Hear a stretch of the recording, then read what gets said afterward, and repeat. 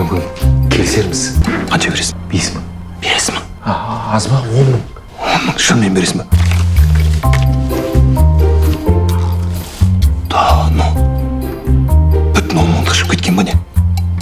Біз 700 теңгеден артық ақша көрмедік қой. Келістік ба? Келістік әкесін.